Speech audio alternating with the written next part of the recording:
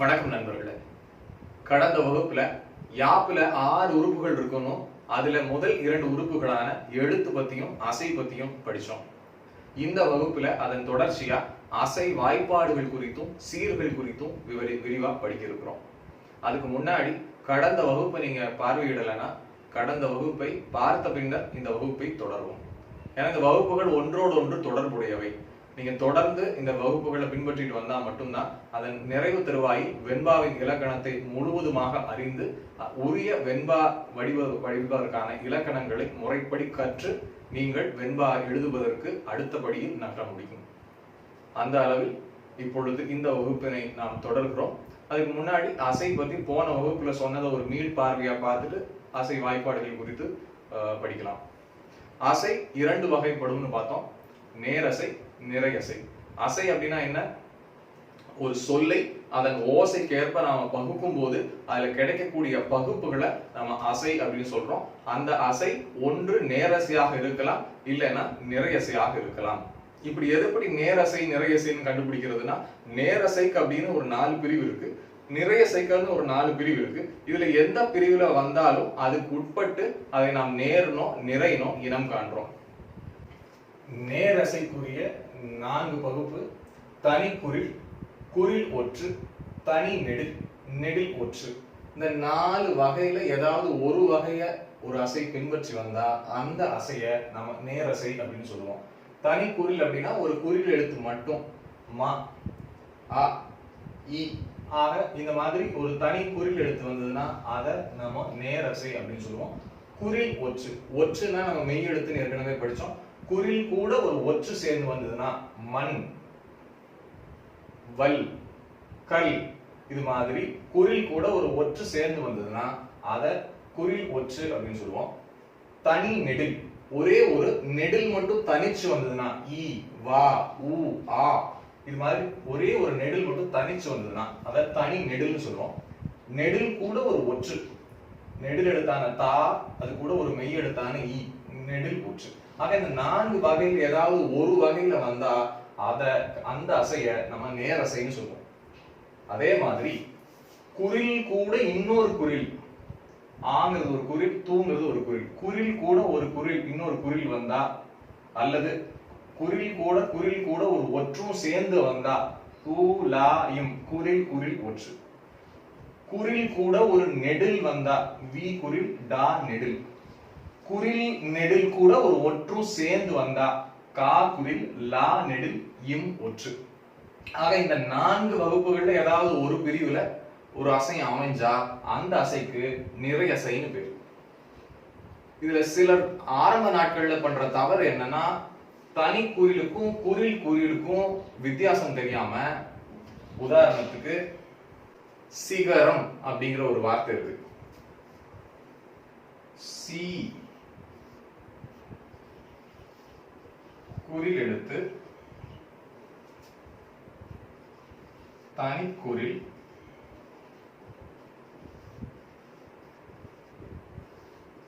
நேர்,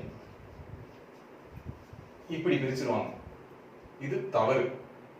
தனி குறில் அப்படிங்கிறது என்னன்னா, ஒரே ஒரு குறில் மட்டும் இருந்ததுன்னா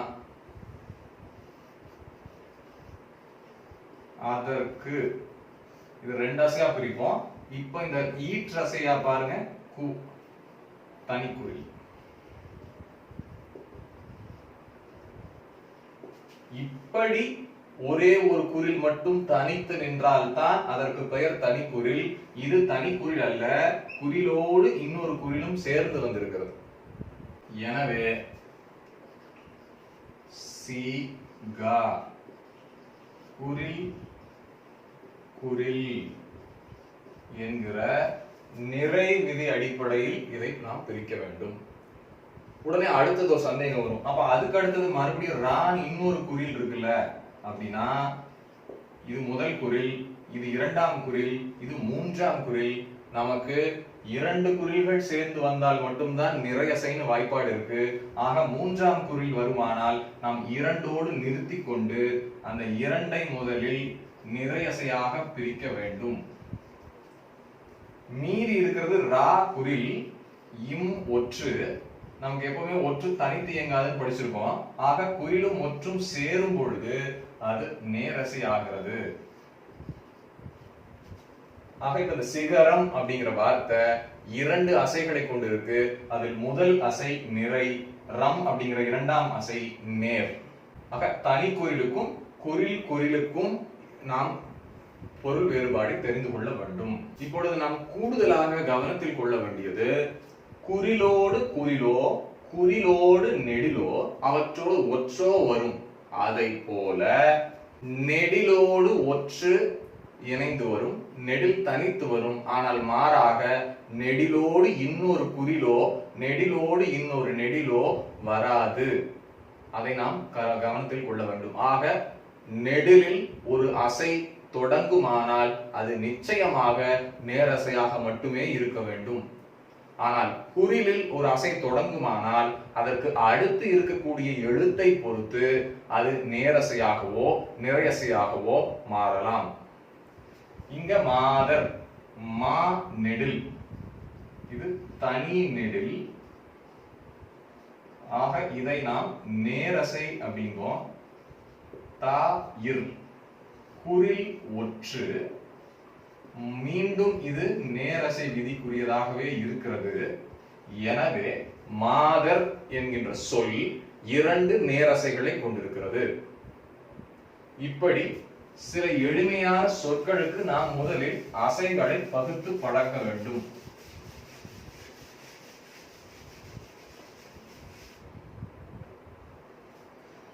இப்போ உங்களுக்கு சில பயிற்சிகள் தரேன். இந்த பயிற்சிகள்ல இந்த சொற்கள்ல முதல்ல அசை பிரிச்சு எத்தனை அசை கொண்ட சொற்கள்னு கண்டறிஞ்சு அது என்னென்ன அசைகள் அப்படின்னு எழுதுங்க. பதில -infinity to +infinity.vp@gmail.com அப்படிங்கிற மின்னஞ்சல் முகவரிக்கோ அல்லது இந்த வீடியோவோட கமெண்ட் செக்ஷன்லயோ நீங்க தரலாம். ஆக இங்க 5 சொற்களை இதற்காக, இப்படிக்கு, தனித்திரு, விடாமுயற்சி, கனி அமுது ஆகிய இந்த 5 சொற்களை அசை பிரிச்சு எத்தனை அசை கொண்ட சொற்கள்னு என்னென்ன அசைகள் வந்து இருக்கணும் பிரிச்சு பழகுங்க.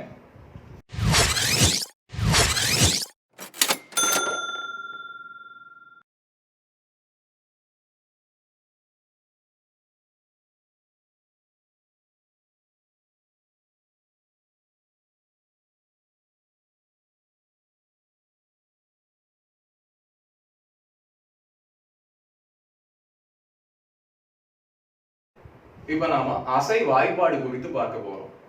இதையும் நீங்க பள்ளி வகுப்புல இலக்கணத்துல படிச்சிருப்பீங்க. நேர் நேர் தேமா, நிறை நேர் புளிமா, நிறை நிறை கருவிலம், நேர் நிறை கூவிலம் அப்படின்னு மனனம் செஞ்சும் படிச்சிருப்பீங்க. நிறைய பேருக்கு இந்த வாய்ப்பாடு இப்போ வரைக்கும் நினைவில் இருக்கும். அப்படி இல்லைன்னா இந்த வாய்ப்பாடை நம்ம எப்பொழுதும் நினைவில் வச்சுக்கணும். வெண்பாவில் மிக முக்கியமானது அசையும் தலையும். ஆக இதை நாம் எப்பொழுதுமே இந்த விதியை நினைவில் வைத்துக்கணும். இந்த வாய்ப்பாடை நீங்க கணித ஃபார்முலா மாதிரி எல்லாம் மனப்பாடம் பண்ணணும்லாம் அவசியம் இல்லை. இதுக்கு ஒரு எளிமையான வழியும் இருக்கு. அதையும் ஆசிரியர்கள் சொல்லி கொடுத்துருப்பாங்க. அப்படி இல்லைன்னா நான் சொல்றத நீங்க நினைவுல வச்சுக்கிட்டாலே இந்த வாய்ப்பாடை நாம் மிக எளிதில் நினைவுல வச்சுக்க முடியும். ஆனா அதற்கு முன்னாடி நேரசை பற்றியும் நிறையசை பற்றியும் ஒரு புரிதல் நமக்கு இருந்தால் மட்டும்தான் அடுத்த கட்டத்துக்கு நாம் நகர முடியும். இப்பொழுது நாம் அசை வாய்ப்பாடுகளை பார்க்கிறோம். ஆக நேர் நேர் தேமா, நிறை நேர் புளிமா, நிறை நிறை கருவிலம், நேர் நிறை கோவிலம். இதை பத்தி படிக்கிறதுக்கு முன்னாடி ஒரு சொல் அப்படிங்கிறத நம்ம எப்படி அளவிடுவோம், அந்த சொல்லில் எத்தனை அசைகள் இருக்கும், அதை எப்படி பிரிக்கிறதுன்னு இதுக்கு முன்னாடி படித்தோம். ரொம்ப முக்கியமா ஒரு சொல் எத்தனை அசைகளை கொண்டு இருக்குதுன்னு அறியும் பொழுது அதில் இருக்கிற ஒரு அசையானது ஒரு பொருள்படும் சொல்லாக இருக்கணும்னு அவசியம் இல்லை. அதுல இருக்கிற ஒரு பகுப்பு பொருள் பட்டாலும் படாவிட்டாலும் அந்த பகுப்பு அசை எனப்படும். நம்ம இதுக்கு முன்னாடி கண், விண், மண் அப்படிங்கிற மாதிரி எல்லாம் பொருள் படுற மாதிரி நேரசைகளை கொண்டோம். ஆனா இதுக்கு முன்னாடி எழுதின உதாரணங்கள்ல சிகரம், அதுல சிகரம், அங்க அசைகள் எல்லாம் பொருள் படுற சொல்லா இருக்கணும்னு அவசியம் இல்லை அப்படிங்கிறத நம்ம நினைவில் வச்சுக்கிறோம். இருந்தாலும் ஒரு சொல் ஓர் அசை கொண்ட சொல்லாகவும் இருக்கலாம். ஒரே ஒரு அசை மட்டும்தான் இருக்கும் அப்படின்னா கண்டிப்பா அது பொருள் படணும். சொல் அப்படின்னாலே எழுத்துக்கள் இணைந்து பொருள்பட அமைவதற்கு பேர் தான் சொல். ஆக அந்த சொல்லுல மொத்தமே ஒரு அசை மட்டும் தான் இருக்குது அப்படின்னா ஒண்ணு அது நேரசையா இருக்கணும் அல்லது அது நிறையசையா இருக்கணும். அப்படி நமக்கு ஓரசை சொற்கள் என்னென்ன தெரியும். அதுலயும் குறிப்பா ஒரே ஒரு எழுத்து மட்டும்தான் அதுல இருக்கு அப்படின்னா அதுக்கு ஓர் எழுத்து ஒரு மொழி அப்படின்னு நம்ம தமிழ் இலக்கணத்துல சொல்லுவாங்க. ஒரே ஒரு எழுத்து மட்டும்தான் இருக்கு அப்படின்னா இந்த சொற்கள் எல்லாம் பாத்தீங்கன்னா அ, இ, வா, மா, தை இந்த சொற்கள் எல்லாமே ஒரே ஒரு அசையை கொண்டிருக்கு. இது தனிக்குறில், இது நெடில், இது எல்லாமே நெடில் வகை வருது. ஆக இது அனைத்துமே நேரசையை கொண்ட சொற்கள். ஒரே ஒரு அசை மட்டும்தான் இருக்கு. அதனால இத ஓரசை ஓர் நேரிசை சொற்கள் அப்படின்னு சொல்லலாம். இதே மாதிரி மகன், சிலை, தலை, அவள் இந்த சொற்கள் எல்லாம் கூட ஒரே ஒரு அசையை கொண்டதாகவே இருக்கு. இதெல்லாம் நிறையசை விதிக்கு உட்பட்டிருக்கு. நேரசை விதை ஒரே ஒரு எழுத்து இருக்கிறத பார்த்தோம். ஒரு எழுத்து இல்லாம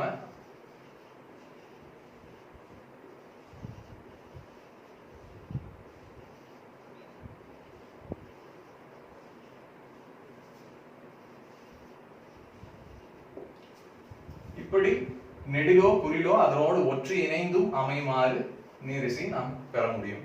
ஆக இந்த சொற்கள் எல்லாமே ஓர் அசை கொண்ட சொற்கள். நேர் மட்டுமோ அல்லது நிறை மட்டுமோ. அடுத்த கட்டமாக சொற்களில் இரண்டு அசைகள் இருக்கலாம், இரண்டுக்கும் மேற்பட்ட அசைகளும் இருக்கலாம். ஆக இந்த அடிப்படையில் நாம் சொற்களை பகுக்கும் முறைக்கு வாய்ப்பாடை வகுத்திருக்கிறோம். முதலில் அடிப்படையில் குறைந்தது சொல் என்பது பொருள் எழுத்துக்கள் இணைந்து பொருள்பட அமைவதற்கு பெயர் சொல்.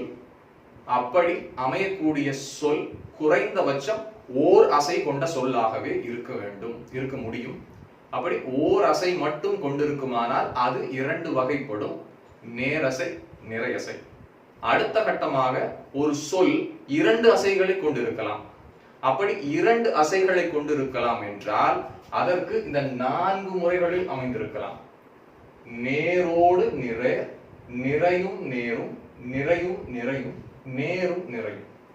ஆக ஒரு சொல்லில் இரண்டு பகுப்புகள் இருக்கும். அதனால் அதற்கு ஈரசை சொல் என்று பெயர். அந்த இரண்டு பகுப்புகள் இங்க 4 விதங்களில் எந்த வகையில் வேண்டுமானாலும் அமைந்திருக்கலாம். நீங்க ப்ராபபிலிட்டி படிக்கும் போதோ இல்லைன்னா லாஜிக்கல் கேட்ஸ் படிக்கும் போதோ ஹெட் டெய்ல் இல்லைன்னா ஆன் ஆஃப் அப்படிங்கிற அடிப்படையில ட்ரூத் டேபிள்னு ஒன்று படிச்சிருப்பீங்க. அதே அடிப்படையில தான் 2, 4, 8, 16 அப்படிங்கிற அடிப்படையில இந்த அசைகளின் கோர்வை விரிஞ்சிட்டே போகுது. இதுக்கு நாம உரிய வாய்ப்பாடுகளை எழுதுறோம்.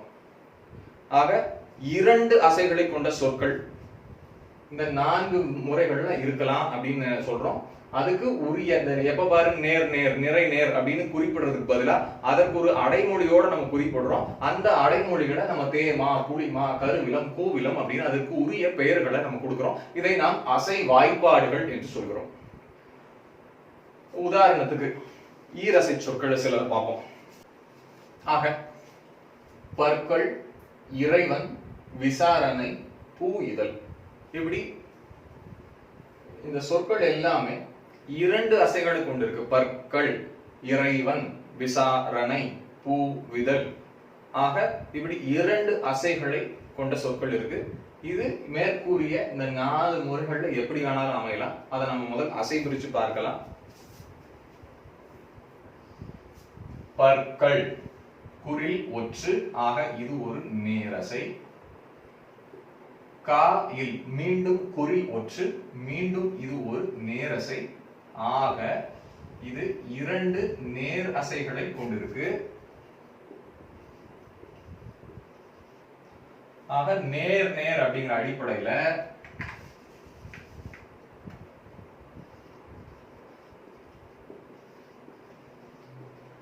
இது தேமா அப்படின்னு அழைக்கப்படும். அதே போல இறைவன் ஈ குறில் ரை ஐகார குறுக்கம் அடிப்படையில் ரை இர் கூட்டல் ஐ இடையில ஒழிக்கும் போதும் குறில். ஆக குறில் குறில் குறில் குறில்ங்கிறது நம்ம நிறை. அடுத்து இருக்கிறது வன் வா குறில் இன் ஒற்று. குறில் ஒற்று அப்படிங்கிறது நேரசைக்குரிய விதி. ஆக இது நிறை நேர். ஆக நம்ம வாய்ப்பாட்டுல நிறை நேர் அப்படிங்கிறது புளிமா அப்படின்னு குறிப்பிடுவோம். அடுத்த சொல் விசாரணை. வி குறில் சா நெடில். குறிலோடு நெடில் அப்படிங்கிற அடிப்படையில இது நிறை. ரணை ரா குறில் நை ஐகார குறுக்கம் அடிப்படையில் அதுவும் குறில். குறில் குறில் அப்படிங்கிறது மறுபடியும் ஒரு நிறையசை. ஆக நிறை நிறை. நிறை நிறை அப்படிங்கறது நம்ம கூவிலம் அப்படின்னு கருவிலம் அப்படின்னு நம்ம குறிப்பிடுவோம்.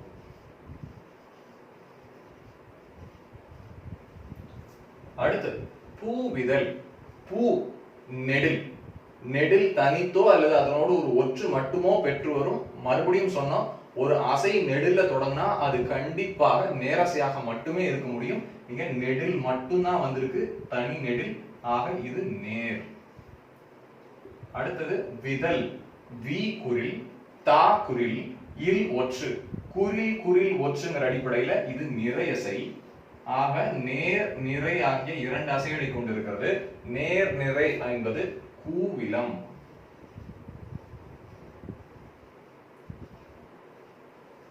இந்த அசை வாய்ப்பாடுகளை எப்படி நினைவுல வச்சுக்கிறது அப்படின்னா ரொம்ப ரொம்ப ரொம்ப எளிமை. அதற்குரிய குறியீடுகளான தேமா, புளிமா, கருவிலம், கூவிலம் அந்த சொற்களையே நீங்க அசை பிரிச்சீங்கன்னா அதற்கு உண்டான உரிய வாய்ப்பாடுகள் நமக்கு கிடைக்கும்.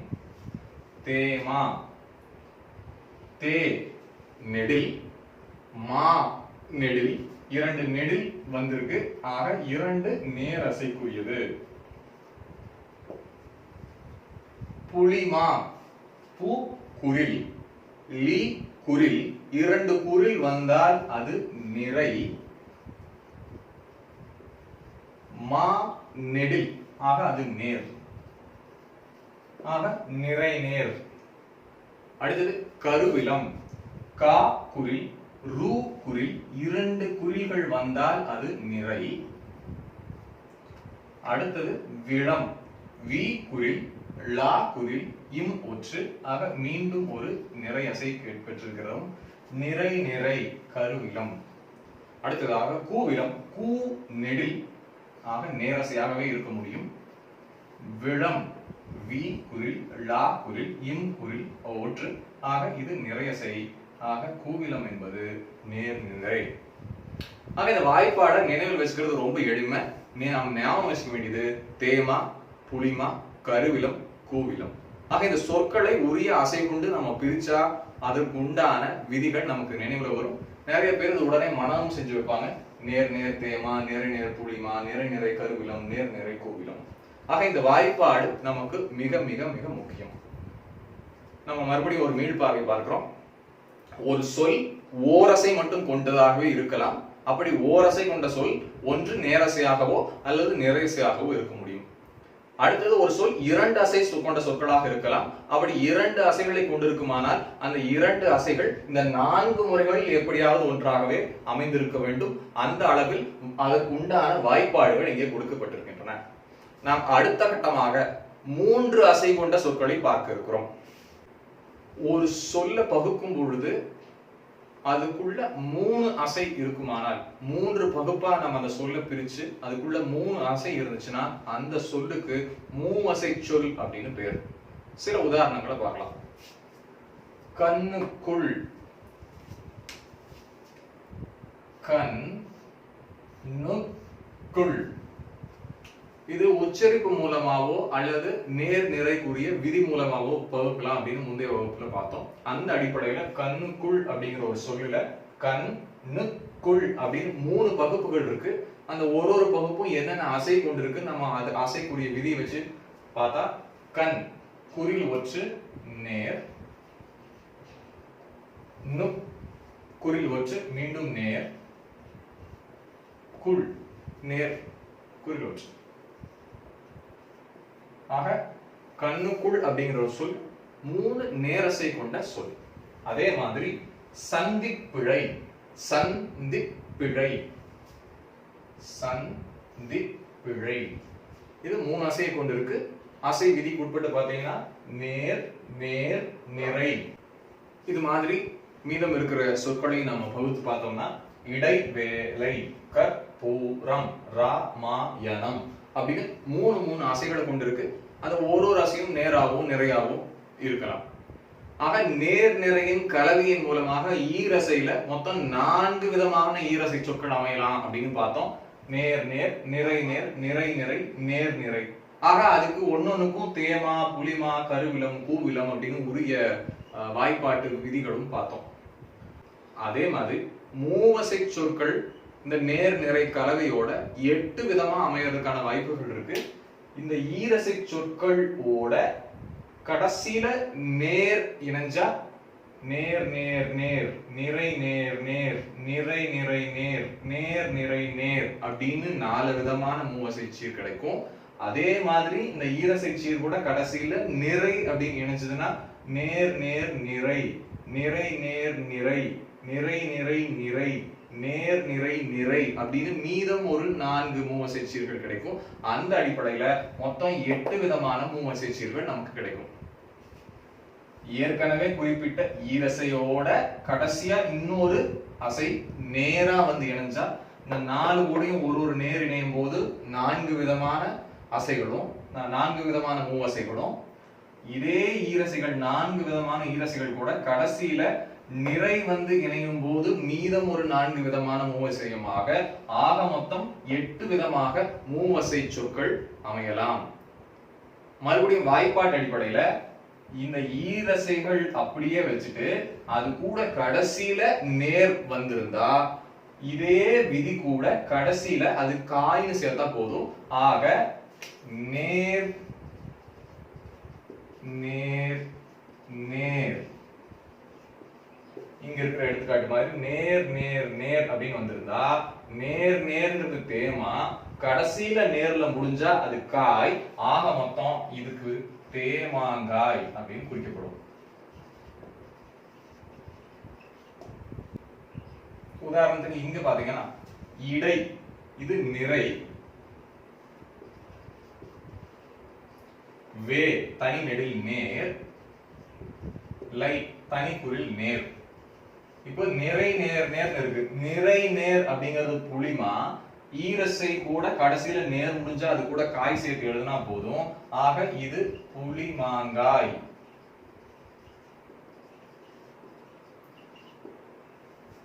இதே மாதிரி கருவிலங்காய், கூவிலங்காய் நம்ம அமைச்சுக்க முடியும். இந்த உதாரணத்துல நேர் நேர் நிறை வந்திருக்கு.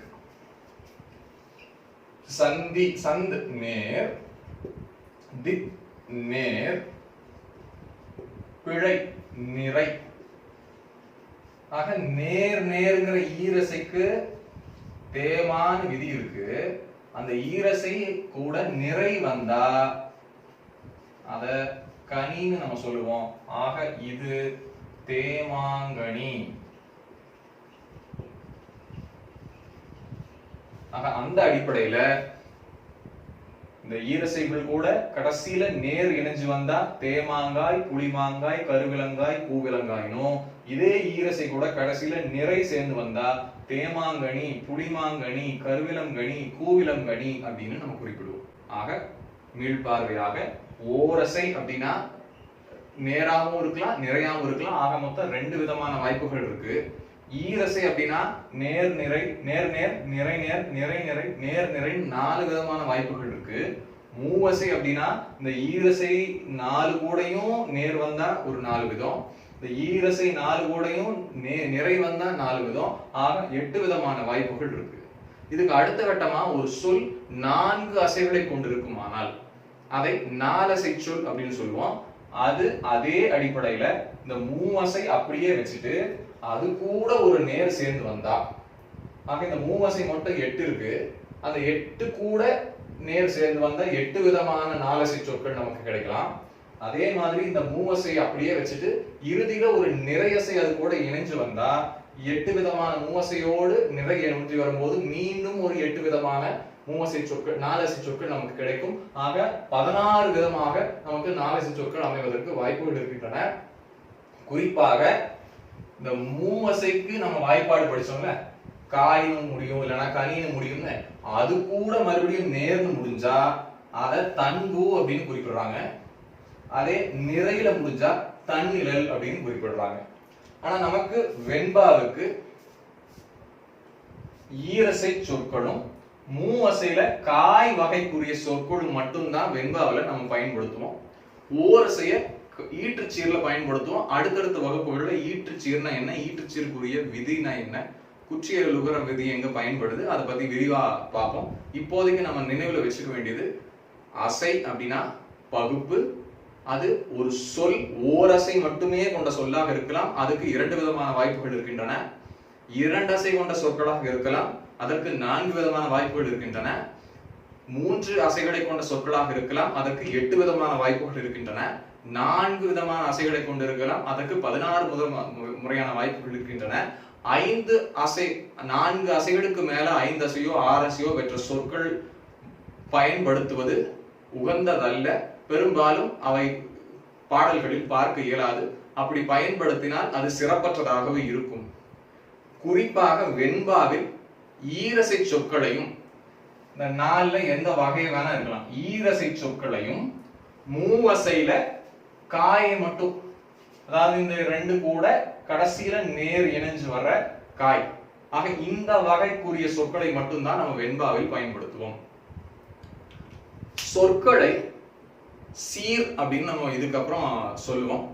சீர் அப்படின்னா நீங்க உங்களுக்கு புரிஞ்சுக்கணும்னா சொற்கள் அப்படின்னு நீங்க எடுத்துக்கலாம். எந்தெந்த சொற்கள்லாம் நேர் நேர் விதிக்கு உட்பட்டோ நிறை நேர் விதிக்கு உட்பட்டோ இருக்கோ அது தேமா புளிமான்னு குறிப்பிடுறதுனால அந்த சீர்களை மாச்சீர் அப்படின்னு குறிப்பிடுவாங்க. நம்ம இதுக்கு முன்னாடி படிச்ச உதாரணமே பார்க்கலாம். விமானம், விமா நிறை, நம் நேர். ஆக நிறை நேர் விதிப்படையில் இருக்கு புளிமா. ஆக இந்த சீரை நாம் மாச்சீர் அப்படின்னு சொல்லுவோம். அதே மாதிரி கருவிலம் கூவிலம் வாய்ப்பாடுகளை கொண்ட சீர்களை நாம் விளச்சீர் என்று சொல்லுவோம். அதே போல தேமாங்காய், புளிமாங்காய், கருவிலங்காய், கூவிலங்காய் வாய்ப்பாடுகளுக்கு உட்பட்ட சீர்களை நாம் காய்ச்சீர் என்று சொல்வோம். ஆக இப்போ நாம் ஒரு உதாரணம் பார்க்கிறோம். சிற்பி சிலை செதுக்கிட எண்ணியே. இதுல சிற்பிங்கிறது ஒரு சீர், சிலைங்கிறது ஒரு சீர், செதுக்கிடங்கிறது ஒரு சீர், எண்ணியே அப்படிங்கிறது ஒரு சீர். ஆக இது 4 சீர்களை கொண்டிருக்கிறது.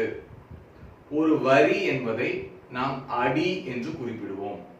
வெண்பாவில் கடைசி அடி தவிர மற்ற எல்லா அடிகளும் 4 சீர்களை கொண்டதாகவும், கடைசி அடி அதாவது இறுதி அடின்னு சொல்றோம், ஈற்றடின்னு சொல்லுவாங்க, அந்த கடைசி அடி மட்டும் 3 சீர்களை பெற்றதாகவும், மற்ற எல்லா அடிகளும், எல்லா வரிகளும், எல்லா அடிகளும் 4 சீர்களை கொண்டதாகவும் இருக்கும். அப்படி பார்த்தா இது ஓர் அடி. அடி குறித்து, அடியோட அளவு குறித்து, அதோட பெயர்கள் குறித்து, பகுப்புகள் குறித்து நம்ம அடுத்த வகுப்புல விரிவா பார்க்க இருக்கிறோம். இப்போதைக்கு நாம புரிஞ்சுக்க வேண்டியது, ஒரு வரி என்பதை நாம் அடி என்று குறிப்பிடுவோம். ஒரு அடி என்பது 4 சீர்களை கொண்டிருக்கும். உங்க புரிஞ்சுக்கணும்னா சொல் அப்படிங்கறத நீங்க சீர்னு புரிஞ்சுக்கலாம். ஒரு அடி என்பது 4 சீர்களை கொண்டிருக்கும். வெண்பால கடைசி அடி தவிர மற்ற எல்லா அடிகளும் 4 சீர்களை கொண்டிருக்கும். அந்த அடிப்படையில சிற்பிங்கிறது ஒரு சீர், சிலைங்கிறது ஒரு சீர், செதுக்கிடங்கிறது ஒரு சீர், எண்ணியே அப்படிங்கிறது ஒரு சீர். இதை நீங்க அசை பிரிச்சு பாத்தீங்கன்னா சிற்பி நேர் நேர்னு வருது. ஆக வாய்ப்பாட்டு அடிப்படையில் இதை நம்ம தேமான்னு சொல்லுவோம். ஆக இதனை நாம் மாச்சீர் என்றும் விடிக்கலாம். வாய்ப்பாட்டின் அடிப்படையில் இது தேமா விதிக்கு உட்பட்டு இருப்பதனால் இதனை நாம் மாச்சீர் என்றும் விடிக்கலாம். அதே மாதிரி சிலையை இது அசை பிரிச்சீங்கன்னா நிறை நேர்.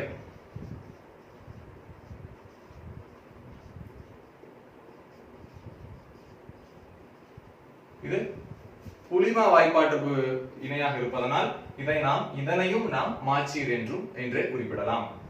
செதுக்கிட, இது நிறை பெற்று வந்திருக்கிறதால் கருவில வாய்ப்பாடை ஒட்டி வந்துள்ளதால் இதனை நாம் விளச்சீர் என்று குறிப்பிடுவோம்.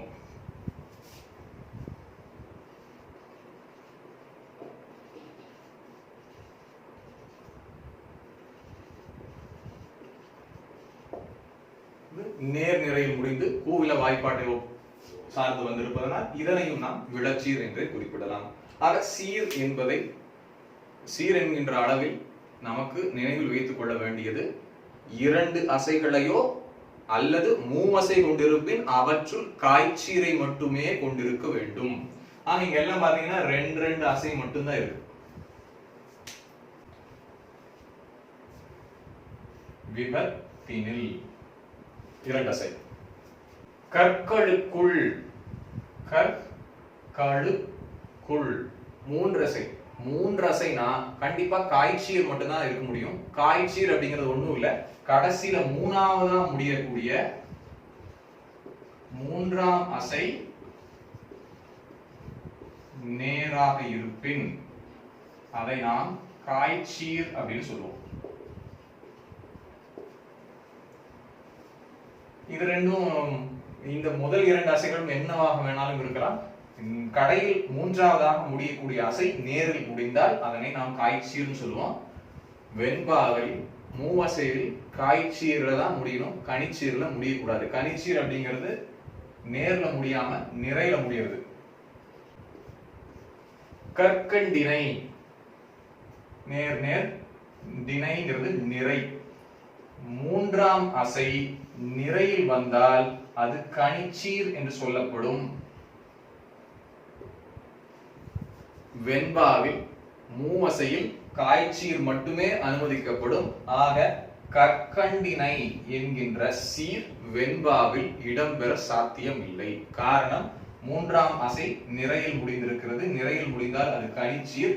கனிச்சீர் வெண்பாவுக்கு உரியது அல்ல. ஆக சீர்ல நம்ம விரைவா தெரிஞ்சுக்க வேண்டியது 2 அசைகளை கொண்டிருக்கலாம். 3 அசைகளை கொண்டிருப்பின் 3ஆவது அசை நிச்சயமாக நேரில் தான் முடிந்திருக்க வேண்டும். அப்படி 3ஆம் அசை நேரில் முடியும் அந்த சீரை நாம் காய்ச்சீர் அப்படின்னு சொல்லுவோம். அடுத்தது தலை பத்தி அடுத்த வகுப்புகளை பார்க்க போறோம். அதுக்கு இந்த அசை வாய்ப்பாடும் ஈரசை சீர் மூவசை காய்ச்சீர் அப்படின்னா என்னன்னு தெரிஞ்சா மட்டும்தான் தலைக்குரிய, தலையில நம்ம ஏற்கனவே குறிப்பிட்ட மாதிரி வெண்டலையில இயற்சீர் வெண்டலை, வெண்சீர் வெண்டலைன்னு 2 விதிகள் இருக்கு. அதை பத்தி அடுத்தடுத்த வகுப்புகள்ல நம்ம பார்க்க இருக்கிறோம். இந்த வகுப்பை நான் இதோடு நிறைவு செய்கிறேன். இந்த வகுப்பில் நாம் அசை வாய்ப்பாடுகள் குறித்தும் ஈரசை சீர் மூவசை காய்ச்சீர் குறித்தும் படித்தோம். அசை ஒரு சொல் அப்படிங்கிறது ஓரசை மட்டுமே பெற்றிருக்கலாம். அப்படி ஓரசைங்கிறது நேரோ நிறையோ ஆக 2 விதமாக அமையலாம். ஒரு சொல் ஈரசைகளை கொண்டு இருக்கலாம். அப்படி ஈரசைங்கிறது நேர் நிறை நிறை அப்படிங்கிற 4 வகுப்புகள் எப்படி வேணா இருக்கலாம். அதே மாதிரி மூவசைங்கிறது 8 விதமாகவும் 4 அசைங்கிறது 16 விதமாகவும் இருக்குன்னு பார்த்தோம். அதுல குறிப்பா நேர் தேமா, நிறை புளிமா, நிறை கருவிலம், நேர் கோவிலம் அப்படிங்கிற முக்கியமான வாய்ப்பாட்டை நம்ம படிச்சோம். இந்த 3 அசைகள் கூட கடைசியா ஒரு அசை, 3ஆவதா ஒரு அசை வந்து ஒன்றுமானால் அந்த அசை நேரசையாக இருக்குமானால் அப்படி ஒன்றக்கூடிய நேரில் முடியக்கூடிய 3ஆம் அசை நேராக கொண்டு முடியக்கூடிய மூவசை சீர்களை நாம் காய்ச்சீர் என்று சொல்வோம். அப்படி 2 அசைகளோடு 3ஆவதாக வந்து ஒன்றக்கூடிய அசை நிறைசையாக இருக்குமானால் அத்தகைய மூவசையை நாம் கனிச்சீர் அப்படின்னு சொல்லுவோம். வெண்பால ஈரசை இந்த 4 தேமா, புளிமா, கருவிலம், கூவிலம் இந்த 4 எப்படி வேணாலும் சீர்கள்ல எது வேணாலும் பயின்று வரலாம். அதுக்கு தலையின் ஒரு விதி இருக்கு, அது அடுத்த வகுப்புல பார்ப்போம். இப்போதைக்கு நினைவு வச்சுக்க வேண்டியது, ஒரு சீர் என்பது ஈரசைகளை கொண்டிருக்கலாம். மூவசைகளை கொண்டிருக்குமானால் 3ஆவது அசை கண்டிப்பாக நேரில் தான் முடிந்திருக்க வேண்டும். நிறையில் முடியுமானால் அது வெண்பாவிற்கு உரியது அல்ல. இதோடு இந்த வகுப்பை நான் நிறைவு செய்கிறேன். உங்களுக்கு இப்பொழுது சில பயிற்சிகள் வழங்கப்படும். அந்த பயிற்சிகளை அடுத்த வகுப்பிற்கு உள்ளாக நிறைவு செய்யுமாறு அன்போடு வேண்டுகிறேன். நன்றி, வணக்கம்.